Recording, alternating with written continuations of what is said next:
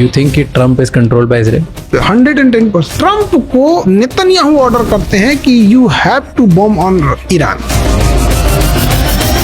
Israel क्यों, कैसे control करता है अमेरिका? इजराइल सबसे ज्यादा फंडिंग करता है यूएस इलेक्शन में। पूरा आप समझिए सिलिकॉन वैली से लेके और न्यूयॉर्क तक 2 चीज अगर कब्जा हो गया है तो पूरा कब्जा हो गया। ये 2 लॉबीज यूज की है। अमेरिका का प्लान है कि ट्रम्प सब एक ही जैसे हैं। थोड़ा सा ट्रंप ये है कि बड़बोला बदतमीज टाइप का ज्यादा है, और ट्रंप की नीतियों को अमेरिका को एक लॉन्ग टर्म में बहुत भुगतना पड़ेगा।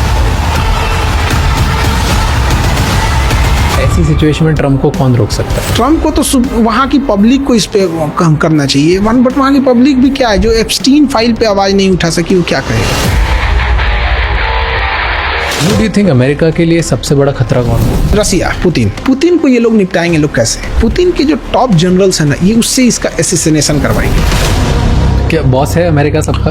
ऑब्वियस बात है, कोई कुछ बोल के देखे। और अमेरिका के चाल पे थोड़ा थोड़ा चलता है चाइना। उसने ना उसको रखा है, वो बर्गर है जो, क्या नाम है उसका, डोमिनोज का बर्गर, क्या नाम है, किम जोंग, उसको रखा हुआ है। तो चाइना क्या करता है ना, उसको हथियार देता है, तुम टॉर्चर करना है इसको। आपको लगता है अभी चाइना और अमेरिका के बीच में लड़ाई होगी ताइवान को लेकर? चाइना बस इतना चाह रहा है कि अमेरिका ईरान में उलझ जाए। अमेरिका जहां उधर उलझेगा ताइवान को समेट देगा। पाकिस्तान तो बड़बोला है, चाइना घातक है। पाकिस्तान का पीएम जाके ट्रम्प के सामने सूटकेस खोल देता है, उसके सारे रेयर अर्थ मिनरल दिखाता है। पाकिस्तान में जितने रेयर अर्थ मेटल है वो बलूचिस्तान में है, और इंडिया आज नहीं तो कल पाकिस्तान का बलूचिस्तान तोड़ देगा। ये डोभाल साहब का ड्रीम प्रोजेक्ट है। बांग्लादेश अपने लिए खतरा है? अभी तो है, पैदा नहीं हो पा रहा था बांग्लादेश। 1971 में नॉर्मल डिलीवरी नहीं हो रही थी, तो हम लोग ऑपरेशन से किए। हम लोग किससे डरते हैं? किसी से नहीं डरते हैं, लेकिन हम डरा नहीं पाते हैं किसी को। ये हमारी है।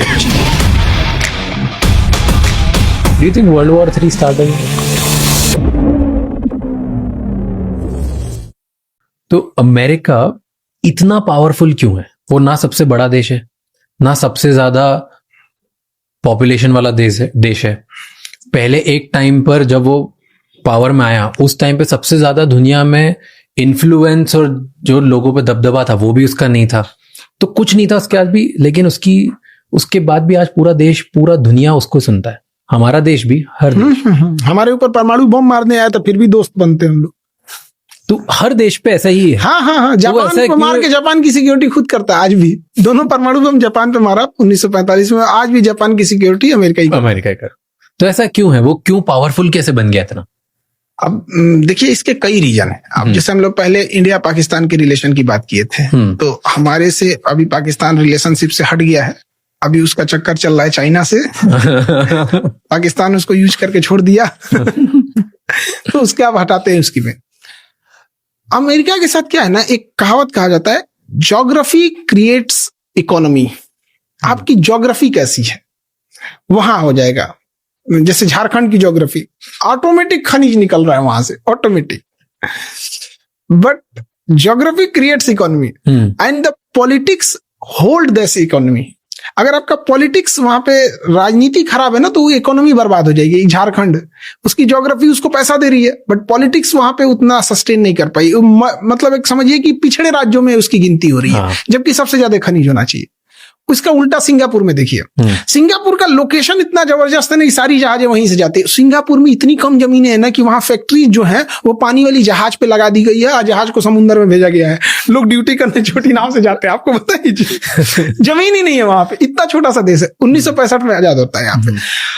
तो वहां पे ज्योग्राफी ने इकोनॉमी को क्रिएट किया, लेकिन वहां के जो पॉलिटिशियन है उसको होल्ड करके रख लिया, बचा के रख लिया इस चीज को।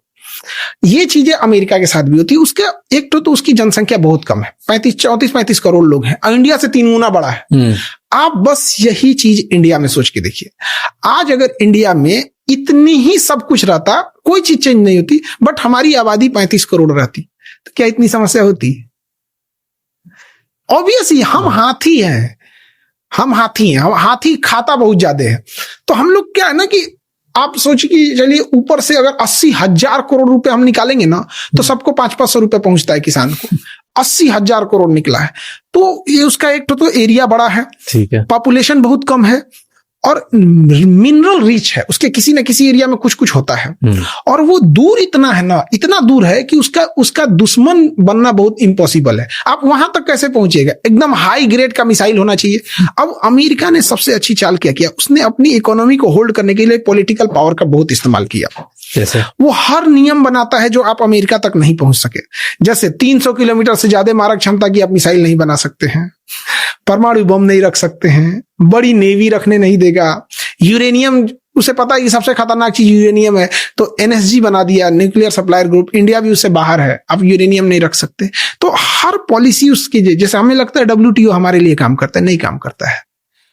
ये पूरी तरह अमेरिका को सिक्योर करने के लिए काम किया जा रहा है। तो उसका सिस्टम इस तरह से है। और गौर करके देखिएगा आप, अमेरिका में कौन जाके बसता है? जो अपने अपने देश के टॉप पैसे वाले लोग थे, टॉप ब्रेन वाले थे, टॉप एंटरप्रेन्योर थे, वो जाके अमेरिका में बस रहे हैं। तो केवल क्रीम खींचा है अपने यहां पर। और अमेरिका को भी ये बात दाद देनी पड़ेगी कि वहां उस देश में कोई आके न्यूयॉर्क का मेयर बन जाता है और वहां का नहीं रहता है, और भाषण क्या देता है न्यूयॉर्क का mayor Zohran Mamdani? City of the immigrants, run by immigrants and rule by immigrants. क्या ये इंडिया में पॉसिबल है? नहीं। यहां पर तो ये हाल हो जाएगा कि लखनऊ का आदमी जयपुर में बाहरी हो जाता है, भोपाल का आदमी इंदौर में बाहरी है। वहां पे क्या है ना, उसने बाहर इंटेलेक्चुअल लोगों को दिल खोल के उसने बुलाया। तो इस वजह से आप देखिएगा पूरी दुनिया से दुश्मनी है, लेकिन पूरी दुनिया के टॉप ब्रेन, टॉप लोग वहीं चले गए हैं, और उसने उस टाइप का माहौल भी दिया है। अब इसको वो होल्ड कैसे करे, इसलिए पूरी दुनिया पे हथियार को रखता है, हथियार, और उसका सबसे बड़ा बिजनेस है हथियारों का। वो कभी युद्ध नहीं रोक सकता है। वो एक युद्ध होता है तो अमेरिका को 10 फायदे होते हैं, मारेगा उसका हथियार बिकेगा, 10 लोग डरेंगे उसी से हथियार खरीदेंगे। अब जो देश बर्बाद हुआ है वो वर्ल्ड बैंक से लोन लेगा, वर्ल्ड बैंक को पैसा यही देगा, वहां से कमाएंगे। फिर जो उस पे कंपनियां आएंगी वो इन्हीं से खरीदेंगे, सब यही कमाता है।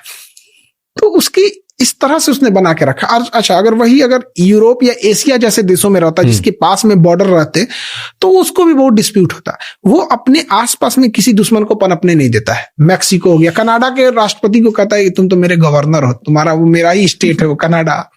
वेनेजुएला के राष्ट्रपति को उठा ले गया। और ये सब होते बड़े बेशरम है। जिसको नंगे घूमने में शर्म नहीं लगता, उसे वादा तोड़ने में क्या शर्म लगेगा? प्रैक्टिकली सोच। अब उनका कल्चर भी अलग टाइप का है। इलोन मस्क के पिताजी जो थे, एरोल मस्क, उन्होंने जब शादी किया तो एक डिवोर्सी लड़की औरत से शादी किया। तो जिस महिला से शादी की उसकी ऑलरेडी एक बेटी थी, वो 4 साल की थी। तो जब शादी की है तो रिश्ते चले, कुछ दिन बाद उस महिला से, जिस इलोन मस्क के पिता ने जिससे शादी किया था, उससे डिवोर्स हो गया। तो उसकी जो बेटी थी 4 साल की, उसको खर्चा पानी पैसा उसे यही देते थे। बाद में जो बड़ी हो गई तो इलोन मस्क के पापा उसकी बेटी से शादी कर लिए। मतलब पहले उसकी माँ से किए, फिर उसकी बेटी से की। जब उसकी माँ से शादी किए थे तो उसकी बेटी की 4 साल की थी। अब बड़ी हो गई, उसके 2 बेटे भी हैं, और दोनों इस इलोन मस्क के भाई हैं, सब इलोन मस्क के पिता की। तो उसका कल्चर सब अजीब टाइप का। ये सब ट्रू है? मुझे नहीं पता था ये। एकदम बिल्कुल ट्रू है। पर ऐसे ओके, तो ऐसा कल्चर क्यों है? ऐसा किसी को किसी चीज से फर्क नहीं पड़ता? अपना कल्चर है तब तो हम लोग इंडिया वाले, इंडिया का कल्चर, वहां जो जहां से गया अपना कल्चर बना दिया है।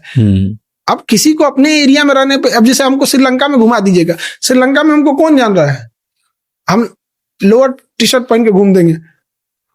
तो वैसे ही वहां है, वहां जो जहां से गया वहीं से, उसको कोई माई बाप वहीं नहीं पूछने वाला। और फिर जब वो इतनी दूर है तो दुनिया उसकी सुनती क्यों है? पावर है उसके पास। सबसे बड़ा चीज क्या है, वो ये कंट्रोल करता है कि आप हर घर में क्या क्या यूज हो रहा है, उसको वो कंट्रोल करता है। ये कैसे आया उसके बाद?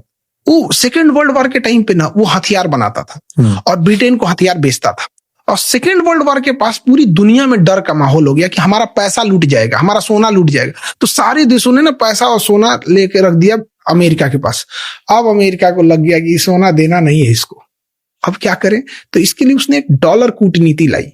उसने कहा ना कि आपको जो चीज खरीदना है, हथियार खरीदना है ना, हथियार खरीद लीजिए, लेकिन पैसा डॉलर में लीजिएगा। तो सोना रखा था, डॉलर छापने में क्या जाता है, डॉलर छाप छाप के दे रहा था। इससे अमेरिका को लगा ना ये हमारा डॉलर तो छाप देंगे, हमको क्या जाता है, यही पैसा देंगे। और यहीं से वो सोचा कि पूरी दुनिया को हम मजबूर कर देंगे कि आप कोई भी चीज खरीदिएगा तो डॉलर में खरीदिएगा। आज भी दुनिया का 80% से ज्यादा ट्रेड डॉलर में होता है। और उसने सोचा, और कोई अगर डॉलर लेने से मना किया तो या तो उसको डायरेक्ट मारेगा या तो इनडायरेक्ट मारेगा। जैसे वेनेजुएला को डायरेक्ट ले गया, ईरान को डायरेक्ट ले गया, इनडायरेक्ट लेना रहेगा तो इनडायरेक्ट भी उसके पड़ोसी को हथियार दे देगा। कुछ नहीं करना, उसके मंत्रिमंडल में 4 आदमी को करोड़ रुपया दे देगा, 100 करोड़ रुपया पकड़ा देगा, वो कहेगा कि हम प्रधानमंत्री हटा के वही रहेगा, तो तख्ता पलट करा देगा। शेख हसीना के साथ क्या किया, यही कराया। और इसके लिए उसका साथ देती है सब सोशल मीडिया। हर घर में सोशल मीडिया है, ट्विटर उसका, फेसबुक उसका, हर चीज पर उसका अपना कंट्रोल है। और वहां से वो नैरेटिव सेट करता है। पहले उस देश की इकोनॉमी चौपट करेगा, वहां महंगाई लाएगा, अपोजिशन लीडर्स को भर भर के पैसे देगा, अपोजिशन लीडर्स के बातों को सोशल मीडिया से उठाएगा, जिनकी सरकार गिरानी उनके केवल निगेटिव चीजों को चलाएगा। 5-7 साल जब ये हो जाएगा तो फिर देखेगा कि उनके टॉप जो करीबी लोग हैं उनको खरीदना चालू करेगा, अपने एजेंट्स को भेजेगा CIA के थ्रू, और धीरे धीरे धीरे धीरे करके पूरी इकोनॉमी गिरा देगा। अमेरिका टिकता है क्योंकि उसके पास पैसे है, और पैसा तब तक है जब तक दुनिया व्यापार कर रही है, और डॉलर में करेगी, और नहीं तो ये इसके पास हथियार इतना बड़ा मार्केट है। आप सोचिए कि जीवन भर अगर हम 100 एकड़ खेती करें, 100 एकड़ जमीन पे जीवन भर खेती करें, हमको उतना फायदा नहीं होगा जितना हम एक तोप बेच के खरीद लेंगे। एक तोप बेचेंगे उतना हो जाएगा। जीवन भर हमने 100 एकड़ पर फूक खेती किया है, तो उनके पास यही होता है, और वो लड़ाई रोकेंगे नहीं, और हमेशा एडवांस दिखाते रहते हैं। अभी जैसे अरब वाले को, हम लोग को लगता है कि अरब वालों को मार दिया ईरान, ये नहीं, अमेरिका जानबूझ के कह रहा है कि तुम पिटाओगे फिर खरीदोगे किससे? हम ही से खरीदोगे। हम कहेंगे अच्छा ये वाला तो ना पिटा के, ये उससे एडवांस है। बट ये जो कर रहा है अभी जो अमेरिका का प्रेसिडेंट, वो जैसे आपने बोला वेनेजुएला को रातों रात उसने उठवा लिया प्रेसिडेंट को, राइट, कहीं पे भी झगड़े करा दिए, किसी की भी सरकार गिरा दी। तो इसका मतलब यह है कि अमेरिका आज जो देश उसके खिलाफ है, या जो अंदर से थोड़ा भी उसके खिलाफ पनपेगा, उसके प्रेसिडेंट को रातों रात उठा लेगा। कोई कुछ नहीं बोल सकता है। हम लोग, पूरी दुनिया एप्स्टीन फाइल वालों से कंट्रोल हो रही है, तो हम लोग, कोई कुछ नहीं कर सकता अमेरिका का। वेनेजुएला, आप सोचिए कि वेनेजुएला के राष्ट्रपति को उठा ले गया, पूरी दुनिया को यूनाइट होना चाहिए था, पूरी दुनिया को यूनाइट होना चाहिए। हाँ। नहीं हो पाई क्योंकि डर है उसको। कौन यूनाइट होगा? हम इंडिया कल को पाकिस्तान को हमसे ज्यादा हथियार दे देगा उठा के। F-35 दे दिया पाकिस्तान को उठा के, पूरी समीकरण चेंज हो जाएगी। F-35 दिल्ली के ऊपर उड़ेगा, हमको नहीं दिखेगा। तो हम लोग अमेरिका को ना, चाहे डायरेक्ट या इनडायरेक्ट, उसको खुश रखना है। उसके पास यही चीजें हैं। और अमेरिका के चाल पे थोड़ा थोड़ा चलता है चाइना। उसने ना उसको रखा है, वो बर्गर है जो, क्या नाम है उसका, डोमिनोज का बर्गर, क्या नाम है, किम जोंग उसको रखा हुआ है। तो चाइना क्या करता है ना, उसको हथियार देता है, तुम टॉर्चर करना है इसको। तो डायरेक्टली इनडायरेक्टली कोई देश अगर कुछ भी करेगा, जैसे उसे ईरान से लड़ाई रखनी थी, अपना वेनेजुएला के राष्ट्रपति को उठाना था, और बशर अल असद को, 3 लोगों को खत्म करना था।